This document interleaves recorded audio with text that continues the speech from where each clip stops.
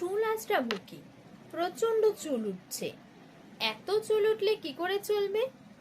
চুলের অবস্থা তো খুব খারাপ হয়ে যাবে। আর সামনেই তো পুজো, তাহলে কি করতে হবে? চিরুনিতে নীল পেনে লিখে রাখুন আমলকি, AMOLKI। দেখুন তো চুল পড়া কমলো কিনা। এই টোটকাটি আপনারা করবেন কবে? শনিবার, শুক্রবার অথবা বুধবার। এই টোটকাটি করে দেখুন ফল পান কিনা। আমলকি লিখলে চুল ওঠা যাবে কমে।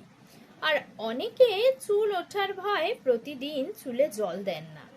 যেদিন ব্যস্ততা থাকে ঠিক আছে, কিন্তু সপ্তাহে 3 দিন চুল পরিষ্কার করুন এবং চুল ভিজিয়ে স্নান করুন।